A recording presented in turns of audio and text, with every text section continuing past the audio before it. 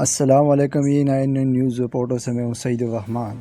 سر یہ گولی لگی ہے، یہ وہاں پہ تصادم ہوا تھا، لڑائی میں پکڑتے تھے، انہوں نے ایسے شدید فائرنگ کی ہے جس میں سے گولی لگ کر ٹانگوں نیچے سے گزری ہے، اور دوسری گولی لگی ہے بازو پر، یہ سائڈ سے گزری ہے، بازو فریکچر ہوا ہے، یہ دیکھو یہ سامنے ہے سر، اور دو بندے وہاں پہ زخمی ہیں، اور انداچا کے پولیس نذیر اور اکرم کے اوپر بھی فائر ہوا ہے، وہ نیچے ہوئے ہیں، پولیس ان کے ساتھ بھی، پولیس نے اگر وہ ملزموں کو کیوں ساتھ لے کے گئے ہیں؟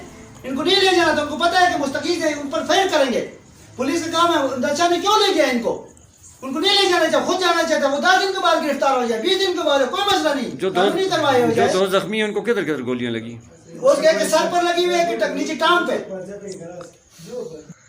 ناظرین دیکھیں، دیکھو ان کو ایسی چوٹ لگی ہے، سر پہ بھی لگی، بہت شدید زخمی ہیں، تو ابھی تک کوئی ان کا کارروائی نہیں کی ہے۔ پولیس افیسر ہیں وہ انہوں نے پیسے کھائے، اور جو مجرم ہیں وہ آزاد پھر رہے ہیں، تو ان سے پیسے لیے ہیں، ان کا کوئی ایکشن نہیں لے رہے ہیں۔ تو دیکھیں اپنے آنکھوں سے سب کچھ آپ کو نظر آیا گیا، لیکن اس نے کسی بندے کو گرفتار نہیں کیا ہے۔ وجہ جنہوں نے یہ حملہ کیا وہ ان کا ایک پورا گینگ ہے، سلطان رائی گینگ ہے۔ تو ہماری اپیل ہے کہ بھائی اس کا ٹرانسفر بہت جلدی ہونا چاہیے۔ سر ہماری اپیل ہے، ہم بارہا ایس پی ضلع سے ریکویسٹ کرتے ہیں، ہمارے جان و مال کو خطرہ ہے۔